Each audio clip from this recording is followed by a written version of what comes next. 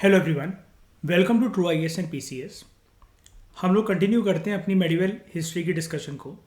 अभी तक हमने एनसीईआरटी से जो आवर पास्ट टू की बुक है, जो सेवन्थ क्लास की एनसीईआरटी है, जो कि मेडिवल हिस्ट्री से रिलेटेड है, उसका सेकेंड चैप्टर हमने कवर कर लिया था। उस चैप्टर में दो तरह की बातें थी कि कौन कौन से किंगडम्स नॉर्थ इंडिया में आते हैं और कौन कौन से किंगडम्स सदर्न इंडिया में आए थे मेडिवल हिस्ट्री के टाइम पर, मेडिवल इंडिया के टाइम पर। तो ये जो चैप्टर है एनसीईआरटी में, जो अब जो हमारा थर्ड चैप्टर है, it is actually related to Delhi सल्तनत। लेकिन तमिलनाडु एनसीईआरटी ने क्या कर रखा है, पहले तो जो मेडिवल हिस्ट्री है उसका एक ओवरव्यू दिया बेसिक। फिर जो हमने जो एनसीईआरटी में अपने पढ़ा एक ही चैप्टर के अंदर, नॉर्थ इंडिया में जो जो किंगडम्स आए और साउथ इंडिया में जो जो किंगडम्स आए, तमिलनाडु की एनसीईआरटी ने यहाँ पर दो सेपरेट चैप्टर उसके बनाकर दे रखे हैं। उसके बाद बात करी है दिल्ली सल्तनत की। इसलिए पहले हम इन दो चैप्टर्स को कवर करेंगे, क्योंकि हम एनसीईआरटी हम ऐसे ही करते हैं, आपको पता है हमारा रूल यही रहता है कि हम पहले एनसीईआरटी से बेस बनाते हैं और बेस के ऊपर जब हम बिल्डिंग बनानी होती है हमें, तब हम तमिलनाडु की बुक का इस्तेमाल करते हैं। इसलिए हम लोग डायरेक्टली इस चैप्टर के ऊपर पहले आते हैं, emergence of new kingdoms in north India medieval India के टाइम पर।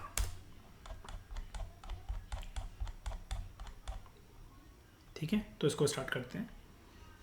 फैक्चुअल थोड़ा फैक्ट बेस्ड चैप्टर हो सकता है, काफ़ी फैक्चुअल हो सकता है आपके लिए, लेकिन आराम से आप इसको समझना, रिवाइज करना, तो आपको समझ में आ जाएगा। इतना टफ नहीं है, बस फैक्चुअल थोड़ा सा हो सकता है।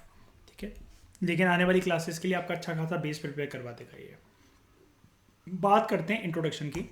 ध्यान रहे, जो नॉर्थ इंडिया है उसमें कौन कौन से किंगडम्स आए थे, हम लोग उनकी बात कर रहे हैं। सबसे पहले आपको यहाँ पर एक ये खंडरिया मंदिर दिख रहा है, खंडरिया टेम्पल। क्लास के बाद जितने भी टेम्पल्स हैं, जो जो जगह इस चैप्टर के अंदर मेंशन नहीं है प्रॉपर कि वो कौन से स्टेट में लोकेटेड है, आपको ये पता होना चाहिए। बिकॉज इस तरीके के क्वेश्चन यूपी पीसीएस, मतलब सारी स्टेट पीएससी, एमपी पीएससी और यूपीएससी में मैच द फॉलोइंग के टर्म्स में आ सकते हैं। हमें किसी भी क्वेश्चन को जो एटलीस्ट जो स्टैटिक सोर्सेज में हमारे दे रखा हो, वो हमें हाथों से जाने नहीं देना है। ठीक है, इंट्रोडक्शन की बात करते हैं। हमारे पास सैकड़ों दर्जनों की तादाद में ऐसी कहानियां हैं जो कि हमें ये बताती हैं कि राजपूत जो थे, इतिहास में अगर उनकी बात करी जाए तो वो अपनी ब्रेवरी के लिए, अपनी निडरता के लिए, और कितने ज़्यादा वो एक इफेक्टिव वॉरियर थे, और इनका जो कल्चर था कितना अच्छा था, क्या क्या इन्होंने चैलेंज दिया आने वाले बाहर से इन्वेडर्स को। जितनी तारीफ करें हम उतनी कम है। राजपूत जो स्टेट्स हैं, जो थी मेडिवल इंडिया के टाइम पर, कलेक्टिवली अगर हम इनको एक सांस में बोलें तो राजपूत स्टेट 1 2 3 4 या फिर ABC, जो भी अनगिनत राजपूत स्टेट थी, कलेक्टिव इंटायरिटी में हम लोग इनको बोलते थे राजपूताना। और आप जानते होगे ईशा, आर्मी में पूरा का पूरा एक सेक्शन होता है इनका, राजपूताना राइफल्स, है ना। ये वहीं से आया है, जैसे असम राइफल्स होता है। चित्तौड़, आपने पद्मावत देखी होगी, वहाँ पर इसका नाम सुना होगा, चित्तौड़। चित्तौड़ एक प्रोमिनेंट जगह थी राजपूतों के लिए, and it had become the railing point for all Rajput clans. यानी जो भी राजपूत परिवार, जो मुख्य मुख्य परिवार रहे हैं जिनका इतिहास में नाम आता है, मेडिवल हिस्ट्री में नाम आता है, चित्तौड़ का जिक्र उनके साथ करा ही जाता है। Chittor was the symbolism of great power of Rajput all over the length of entire medieval India. ठीक है, ये छोटा था एज कंपेयर टू मालवा या फिर गुजरात, लेकिन फिर भी इसकी प्रोमिनेंस और इंपॉर्टेंस काफ़ी ज़्यादा थी। राजपूतों ने मालवा हो, गुजरात हो, चित्तौड़ हो, इन सभी राज्यों के ऊपर रूल करा। जैसे चित्तौड़ के जो राणा थे, तो in commemoration of the victory of Rana Chittor over Malwa, जब उन्होंने मालवा के ऊपर विजय पाली चित्तौड़ के राणा ने, तो उन्होंने एक टावर ऑफ विक्ट्री चित्तौड़ में बिल्ड करा अपनी इस खुशी को दर्शाने के लिए। इसका नाम था जय स्तंभ। कुछ यहां पर आपको ये दिख रहा है। ऐसी मुझे एक बात बताओ, अकबर एक वॉर से विजयी होकर लौटा था, उसने क्या बिल्ड करा था? उसने क्या बिल्ड करा था? फतेहपुर सिकरी। हम इसके बारे में पहले भी बात कर चुके हैं, ठीक है। हमने एनसीईआरटी में देखा था इनका नाम प्रतिहार रूलर्स और पाला रूलर्स। इन्होंने बड़ा पावरफुल किंगडम जो थे, नंबर ऑफ किंगडम्स इस्टेब्लिश करे वेस्टर्न इंडिया के अंदर और ईस्टर्न इंडिया के अंदर। तो यहाँ से आपको एक फैक्ट भी मिल गया। प्रतिहार जो थे, यहाँ पर देखो टर्म रिस्पेक्टिवली गिवन है, प्रतिहार जो थे they establish their kingdom in western India, और जो पाला रूलर्स थे they establish their kingdom in eastern India. 9th century आते आते जो प्रतिहार डायनेस्टी थी वो काफ़ी ज़्यादा तादाद में फैल गई, ठीक है। That it called it self the sovereign of Rajasthan and Kannauj. इतनी ज़्यादा कि इन्होंने पूरे के पूरे अपने आप को ये कहते थे कि पूरे के पूरे राजस्थान और कन्नौज रीजन में सिर्फ हमारी पकड़ है, सिर्फ हमारा ही डंका बसता है। जब प्रतिहार किंगडम का डिक्लाइन होना शुरू हुआ तो इसके बाद पाला रूलर्स इमर्ज होकर आते हैं। कहाँ पर? जैसा कि अभी हमने ऊपर देखा, ये ईस्टर्न इंडिया में शामिल थे, तो बंगाल में आते हैं ये। और जो चौहान थे, ठीक है, ये नॉर्थ वेस्टर्न इंडिया में आते हैं। ये सब कुछ हम एनसीईआरटी में एक इंडिया का मैप जो बना हुआ था वहाँ से हम देख चुके हैं, और भी अच्छा मैप जो है वो यहाँ पर दे रखा है। ये देखो सारा आपको देखने को मिल जाएगा यहाँ पर क्रिस्टल क्लियर। वहाँ पर तो थोड़ा सा कलर्ड वे में मार्क था ना कि ऐसा ऐसा करके, और उसमें आपको बता रखा था तो आपको कन्फ्यूजन हो रही थी, लेकिन यहाँ पर ऐसा कोई कलर नहीं है। ठोस टू द पॉइंट रीजन आपको मार्क करके रखे हुए हैं, तो आप ये वाला मैप आराम से याद करना, और कभी भी अगर ऐसा कोई क्वेश्चन है तो आप बना कर आ सकते हो। उसके बाद ये तो सिर्फ ओवरव्यू है कि हम इस चैप्टर में एक एक करके इनको देखेंगे डिटेल के अंदर, ठीक है। अभी बस हम ओवरव्यू ले रहे हैं। इंडिया के अंदर इस्लाम की जब पेनिट्रेशन होती है, जब इस्लाम एज अ रिलीजन और उससे जुड़े लोग जब एंटर करते हैं इंडिया के अंदर, तो इंडिया के अंदर जो इस्लामिक पीरियड था, it might have begun in the immediate context of Arab conquest of Sindh. यानी कि इस्लाम किसके साथ आता है? अरब लोगों ने जब सिंध के ऊपर कब्जा करा, साल की बात करें तो 712 सीई में, ठीक है। 1200 सीई भी कहीं इतिहासकारों का वो मानना है, ये मैं डिबेट आपको ये सारी की सारी डेटों पे मत जाया करो, अभी ये मैं हायर स्टैंडर्ड्स की जैसे बढ़ने तो लेवल में आपको बता दूंगा।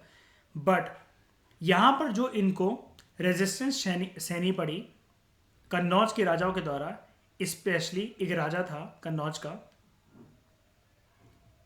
यशोवर्मन, 736 सीई में इसने चैलेंज करा अरब कॉन्क्वेस्ट को, जो अरब रूलर्स वहाँ पर आ रहे थे, और बाद में बड़े सारे राजपूत चीफ और जो किंग थे जो कन्नौज के ऊपर कब्जा करके बैठे थे। 10th सेंचुरी तक आते आते ये चीज़ हो गई कि most of the northern India until the middle of the 10th century made it impossible कि इस पर कब्जा हो सके किसी भी इन्वेडर के द्वारा। इन सारे वॉर्स और स्ट्रगल्स को हम देखेंगे। लेकिन जैसा कि अगर आप जानते होगे यूपीएससी में क्वेश्चन मेडिवल इंडिया से, लोगों को ऐसा लगता है it is all about battle and all. I can assure you it is not about battle, it is about ideology. Ideology based question आते हैं। आइडियोलॉजी इन द सेंस कि ऐसा नहीं कि इस रूलर का क्या था। यूपीएससी थोड़े से ब्रॉडर लेवल के क्वेश्चन पूछता है कि मेडिवल इंडिया के अंदर भी जो अकबर का रूल था, तो वो अकबर के रूल पे ना पहुंच के वो जनरली एक कंपैरेटिव एनालिसिस देते था कि दिल्ली सल्तनत का जो टैक्सेशन सिस्टम था वो मुगल के टैक्सेशन सिस्टम से कैसे लगता है। तो जनरली इकोनॉमिक पॉलिसीज और कल्चरल पॉलिसीज और रिलीजियस पॉलिसीज और अलग अलग सल्तनत और अलग अलग डायनेस्टीज का कंपैरिजन पूछता है यूपीएससी, ना कि किसी एक, जब तक कोई रूलर बहुत ही प्रोमिनेंट ना हो। और यूपीएससी कभी भी ना विलन का दीवाना नहीं है, let me tell you this, UPSC villain का दीवाना नहीं है। तो यूपीएससी की स्पेसिफिक, जैसे आप सोचो कि वो जाकर एक पर्टिकुलर पर्सन को पॉइंट आउट करके ले आएगा कि इसका वो बताओ, तो आप ना हीरोज को याद करा करो। हीरोज कैसे? जैसा अगर आप प्रीलिम्स के अंदर भी क्वेश्चन देखोगे ना, तो आपको अकबर दिखेगा वहां पर, आपको अलाउद्दीन खिलजी दिखेगा वहां पर। अब रैंडमली कोई भी नहीं कि किसी को भी, अब ये यहाँ पर ये दे रखा है कि यशोवर्मन, तो आप इसके बारे में वो पढ़ने लग गए। हमें सिर्फ उतना ही पढ़ना है जितना हमारे स्टैटिक बुक्स में वो रिलेटेड है। हमें थोड़ा सा ब्रॉडर लेवल पे जाना है। कैसे? जब आप पूरी मेडिवल हिस्ट्री कंप्लीट कर लोगे तो आप कंपैरेटिव एनालिसिस करेंगे फिर हम लोग कि एंशिएंट हिस्ट्री में जो टैक्सेशन, जो पॉलिसीज थी, इकोनॉमिक पॉलिसीज थी, रिलीजियस पॉलिसी थी, औरतों की जो स्थिति थी, वो मेडिवल इंडिया में आकर कैसे वो बिखरी। अब जैसे इतिहासकार हमने देखा था इसके फर्स्ट चैप्टर के अंदर, उनकी एक बड़ी गंदी आदत है इतिहास को डिवाइड करने की among Hindu history, Muslim history and British history. तो अभी तक जब तक ये राजपूत वगैरह का रूलर चल रहा है, जब तक ये अरब कॉन्क्वेस्ट नहीं होती है, जो इस्लाम जब तक नहीं आता, तब तक तो हिंदू हिस्ट्री चलती है, फिर इस्लाम हिस्ट्री, मुस्लिम हिस्ट्री शुरू हो जाती है। लेकिन हम ये देखेंगे, चलो अगर इस तरीके से भी कंपैरेटिव एनालिसिस होती है, यूपीएससी को तो बिल्कुल भी पसंद नहीं है ये वाली चीज़, ऐसे हिस्ट्री को इस वे में देखना इन टर्म्स ऑफ रिलीजन। इसलिए कभी भी यूपीएससी कुछ ऐसे क्वेश्चन नहीं पूछता कि जहां पर आप धर्म के मामले में फंस जाओ, क्योंकि यूपीएससी को पता होता है कि आप एक पर्टिकुलर कल्चर से, कंटेक्स से बिलोंग कर आ रहे हो, तो आपको ना जानबूझकर कुछ आप ऐसा आंसर लिखो, क्योंकि वो अल्टीमेटली एक चीज रियलाइज करता है कि देखो हम सब एक इंसान है, ठीक है, और हम अलग अलग बैकग्राउंड कल्चर वगैरह से आए, और इसमें हमारी गलती नहीं है, हमें शेप करा जाता है। मैंने आपको सोसाइटी में और साइकोलॉजी में पढ़ाया था, हमारे सोशलाइजेशन के 4 एजेंट्स होते हैं: पेरेंट्स, टीचर्स, फ्रेंड्स और हमारे रोल मॉडल्स, जिसको हम लोग अदर सिग्निफिकेंट पर्सन कहते हैं। इनकी वजह से आज जो हम जैसे होते हैं वो इनकी वजह से होते हैं, ना कि हमारी इंडिविजुअलिटी की वजह से।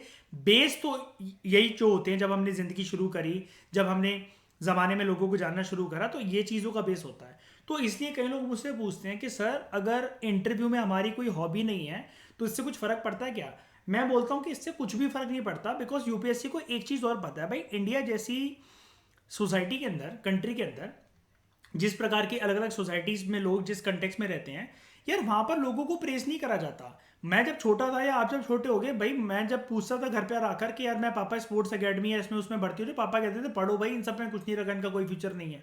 और ये वाली बात आके सच दिखती है भाई। ओलंपिक, अभी एक रिपोर्ट आई थी, मैं पिछले साल न्यूज़ देख रहा था, उसमें ये दिखाया कि आप मानोगे नहीं, ओलंपिक, पता नहीं ओलंपिक या पता नहीं कॉमनवेल्थ गेम्स के अंदर असम का या अरुणाचल का एक बंदा था, he was a silver medalist, bronze medalist. वो मोमोज का ठेला लगाता है वहाँ पे शाम को अपने मेडल टंगा कर, ये देख करके देखो मैं ऐसा हूँ और वो करके। ये हालत है स्पोर्ट्स पर्सन की हमारे देश के अंदर।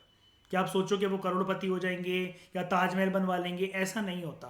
तो यूपीएससी रियलाइज करता है कि भैया लोगों की हॉबी हिंदुस्तान में वैसे भी इसलिए कम होती है क्योंकि यहाँ पर एक तो अपॉर्चुनिटीज कम, हर कोई मिडिल क्लास या लोअर मिडिल क्लास फैमिली से, तो इतना ज़्यादा कोई फिर अलग अलग रीजन से, कोई गांव में, कोई कहाँ पर, तो वो एक्सप्लोर कर ही नहीं सकता। हॉबी क्या, जो दिनचर्या की हमारी डेली एक्टिविटी होती है उसी के बेसिस पर हम उसको हॉबी का नाम दे देते हैं। लेकिन जनरली जो मैं यूज़ कर आता हूँ that is meditation, jogging, running and teaching, बस।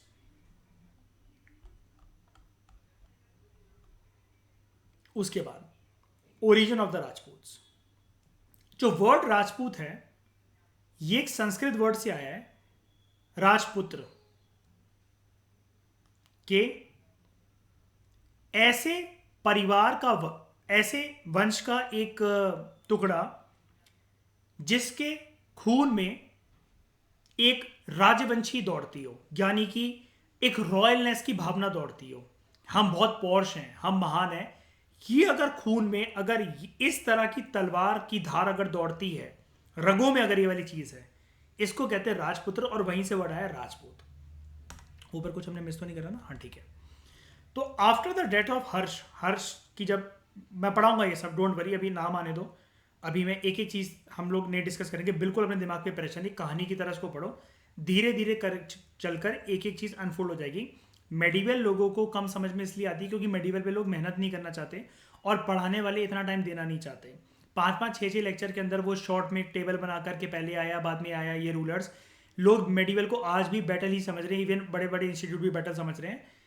जबकि इंसाफ प्रीवियस ईयर क्वेश्चन पेपर हमारे साथ में बहुत करते हैं, ऐसा कुछ भी यूपीएससी नहीं पूछ रहा रूलर से रिलेटेड, बैटल से रिलेटेड। हमें सिर्फ एक साइकोलॉजी पहचाननी है जिसको मैं आपको बखूबी तरीके से आपकी टिप्स पे ला दूंगा।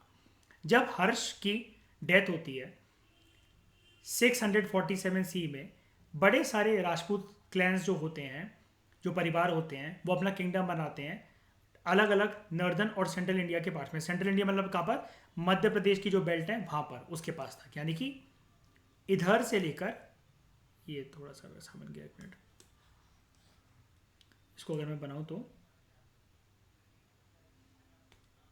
ये ऐसे, ये सेंट्रल इंडिया और पूरा नॉर्दर्न इंडिया तक ऐसी कोई ये बेल्ट, ये वाली, ठीक है। अब जैसे आप पालास को देख लो, ये देखो ओडिशा के पास आपको देखेंगे, ये देखो यहाँ पर देखो ये, ठीक है। तो होता क्या है, ये नॉर्दर्न और सेंट्रल इंडिया के अंदर अपनी पकड़ बनाते हैं।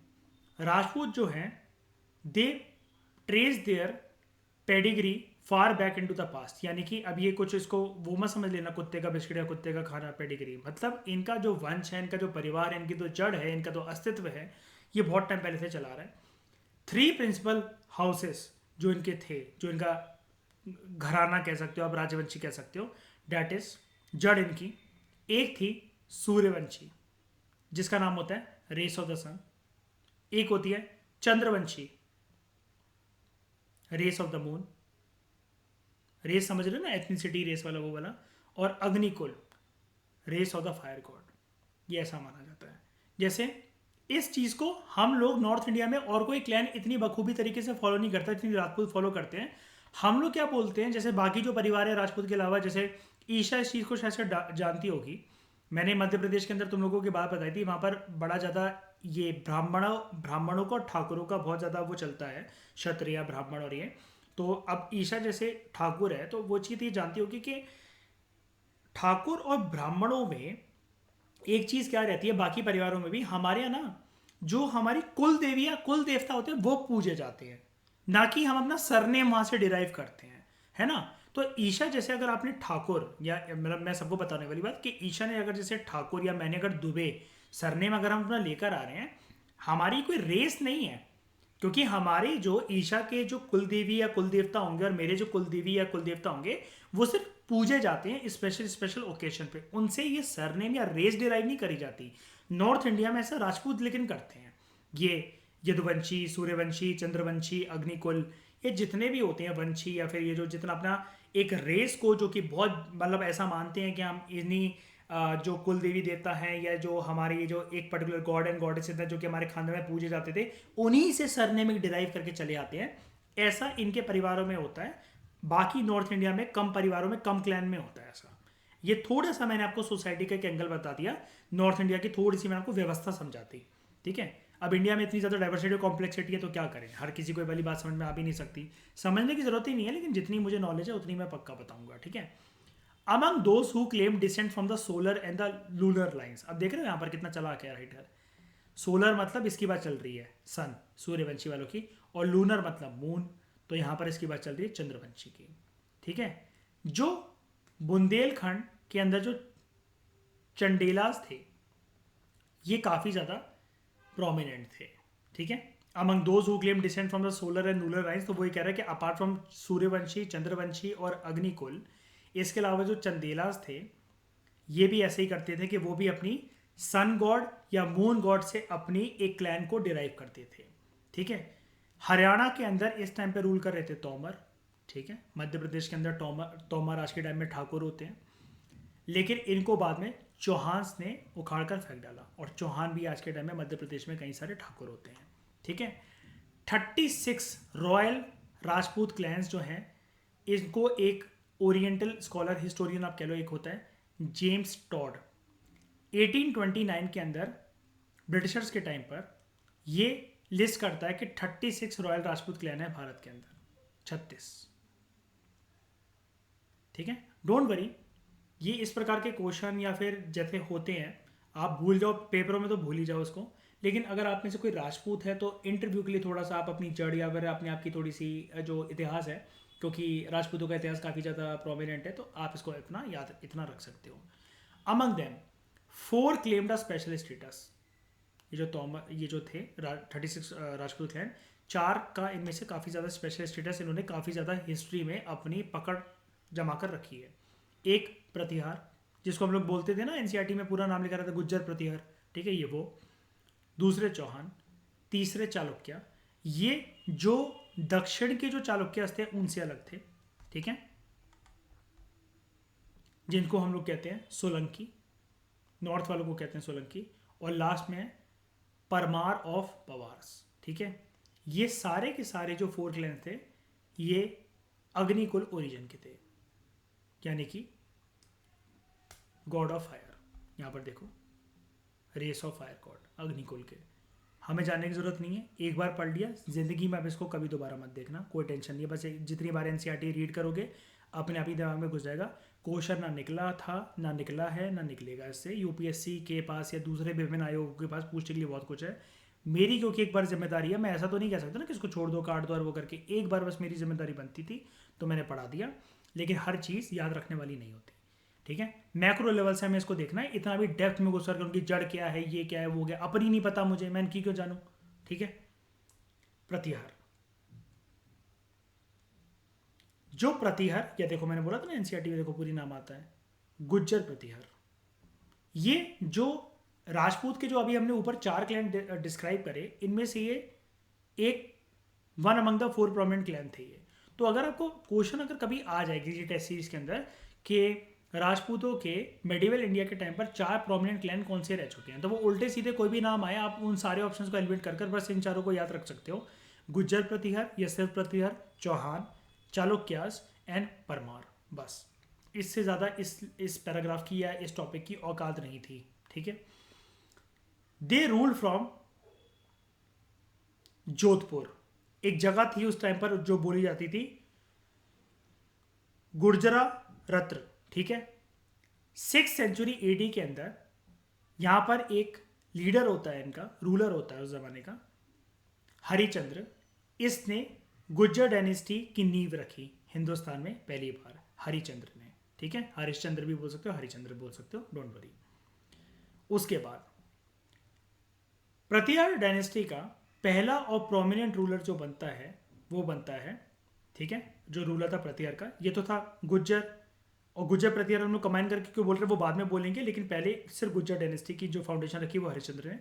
इसके बाद जो प्रतिहार की अगर मैं आपको बात बताऊं कि अगर हम लोग इस वाले वर्ड को हटाकर सिर्फ इस पे अगर जाते हैं अगर हम लोग, तो यहाँ पर एक रूलर था Nagabhata one, he was the first and the prominent ruler of Pratihara. ये फैक्ट आपको यहाँ से मिल गया। 8वीं शताब्दी में क्या होता है, इन 8th सेंचुरी जो नागभट्ट था, he ruled over broach and Jodhpur, और इसने अपना जो पूरा का पूरा जो रूल था उसको एक्सटेंड करा ग्वालियर तक। ठीक है, इसको इसके बाद वहाँ से खदेड़ कर भगाया गया क्योंकि इसको चैलेंज देखने को मिला।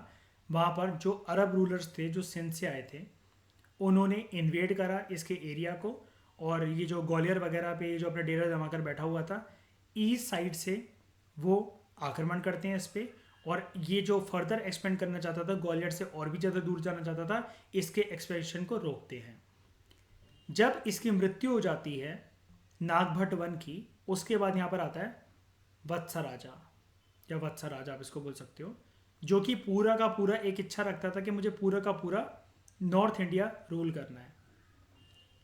इसने अटेम्प्ट भी करा इसके लिए कि टू कंट्रोल ओवर, मतलब अपना कंट्रोल पा सके कन्नौज के ऊपर, his attempt to control over Kannauj. उसके बाद इसकी लड़ाई हो जाती है एक पाला रूलर से जिसका नाम होता है धर्मपाल। कन्नौज के ऊपर इसने कंट्रोल करा और धर्मपाल से इसकी पाला रूलर से इसकी लड़ाई हो गई। ठीक है, वत्सराज के जो सक्सेसर होते हैं वो होते हैं नागभट्ट टू द्वितीय और रामभद्र। इन्होंने लेकिन कुछ भी ऐसा इतिहास में काम नहीं करा जिसकी वजह से राइटर बोल रहे कि उनको हम लोग रिस्पेक्ट देकर इनके लिए बात करें। उसके बाद रामभद्र का जो बेटा था जिसका नाम था मीर भोज या फिर भोज, ठीक है, कुछ ही साल इसको हुए थे गद्दी पर बैठे हुए।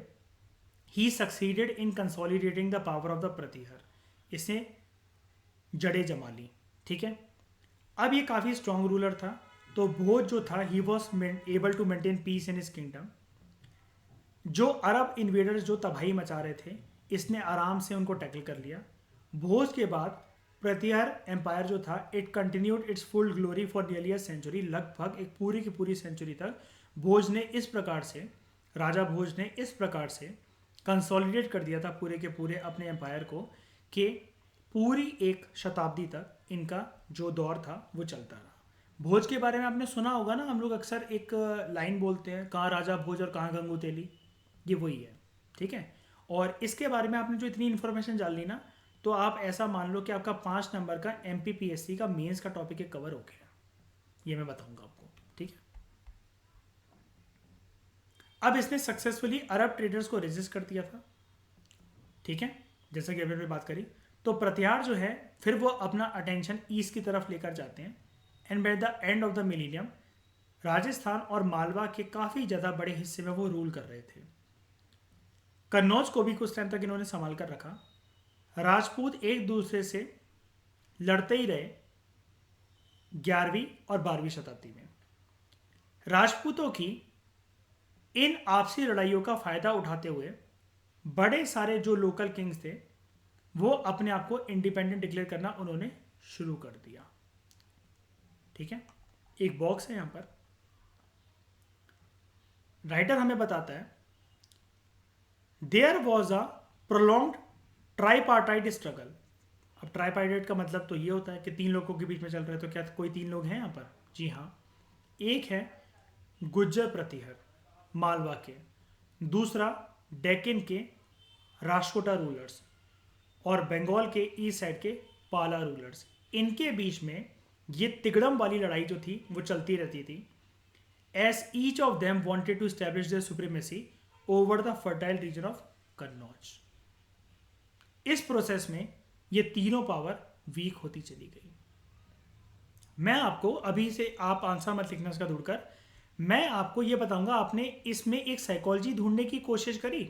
रूलर वगैरह तो मुझे एक बार बताऊं मैं आपको, ये जितना मैंने पढ़ाया मुझे तो रूलर्स के इनके नाम याद रहते नहीं है ना, मैं देखता हूँ इनको कभी। मैं आज ही बोल रहा हूँ इस टॉपिक को देखकर, जब मैं आज रिवाइज करना मैंने काफ़ी महीनों बाद शुरू करा। ये नागभट्ट 2 मैंने काफ़ी महीनों बाद देखे हुए थे, और ये गुज्जर प्रतिहार वगैरह मैंने नाम ही काफ़ी महीनों बाद सुने हैं। ठीक है, मुझे ये नाम याद नहीं रहते कौन पहले कौन बाद। ठीक है, वो मैं पेपर से पहले देखता हूँ अपनी लिस्ट से। लेकिन मैंने इसके अंदर जो साइकोलॉजी निकालता हूँ, जो मैं वो ये निकालता हूँ, यूपीएससी ने जब अपना सिलेबस बदला साल 2014 में, यूपीएससी बच्चों से एक सवाल पूछता है कि आज तक 3 युद्ध हुए हैं पानीपत के अंदर, तो वो पानीपत पे ही क्यों हुए, कोई और क्यों नहीं हुए वो कहीं और युद्ध? अब ये कैसी चीज़ थी, लोग ने पानीपत के बैटल के बारे में लिखा, पानीपत की टाइमलाइन लिखी, उनको जीरो ही मिला। उस साल जब शुरू शुरू में यूपीएससी इस प्रकार के सवाल पूछना शुरू होता है, तो लोगों के जीएस पेपर 1 या 2 में हाईएस्ट मतलब थ्री डिजिट नंबर भी नहीं आते थे, सिंगल डबल डिजिट नंबर ही रहते थे। 68 72 68 72 90 नंबर किसी के आ जाएं तो वो तो मतलब आईएएस बनेगा ही बनेगा पक्का। मतलब अब मुझे ये लगता है जो क्वेश्चन पेंडिंग है, और यूपीएससी थोड़ा बहुत कभी कभार हो जाता है थोड़ा सा, कि जैसे वो जो पाला आर्ट है बुद्धिज्म की, उसके ऊपर वो मेंस में क्वेश्चन पूछ लेता है, स्पेसिफिक पूछ लेता है, ताकि कंपटीशन को एलिमिनेट करा जा सके। यूपीएससी जान सके कि 10 और 15 मार्क में कौन लीड लेकर जा सकता है। लोगों को ऐसा लगता है कि इसमें हिस्ट्री ऑप्शनल वालों को ज़्यादा फायदा मिल गया होगा।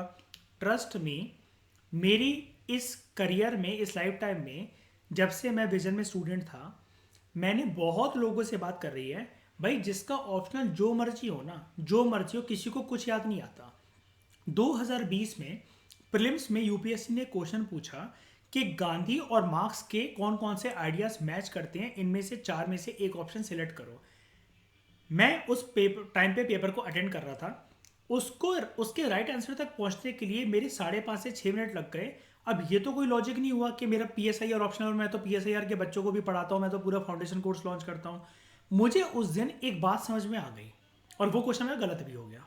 मुझे उस दिन एक बात समझ में आ गई कि अगर मैं नहीं कर पा रहा हूँ ना, मेरा जो अगर ऑप्शनल है, इस एग्जाम में बैठे हुए इतना प्रेशर होता है, तो ये वाली बात दीपांक अपने मन से निकाल दे कि जिसका जो ऑप्शनल होता होगा उसे मेंस के अंदर एक क्वेश्चन के अंदर लीड मिल जाती होगी। मैंने कहा बिल्कुल नहीं होता ऐसा, और ये वाली बात बिल्कुल सिद्ध है।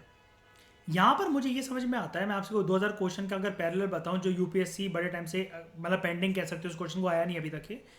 आपने पूरे इसमें जितना रूलर्स अभी तक मैंने टाइमलाइन बताई, कौन किस पे कब्जा कर रहा है, क्या कर रहा है, मुझे सिर्फ एक ही जगह दिख रही है जिस पे हर कोई कब्जा करना चाह रहा है, कन्नौज।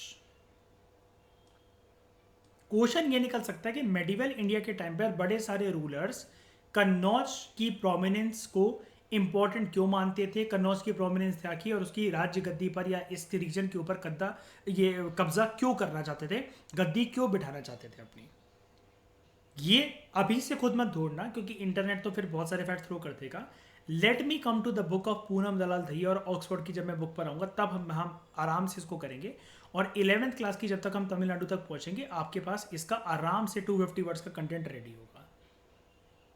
इसलिए मैं इसका होमवर्क अभी दे नहीं रहा कि कन्नौज के बारे में खुद से पता लगाओ, लेकिन जितना मैंने बताया तो आई होप आपको उतना यहाँ तक क्लियर हो गया। बताओ,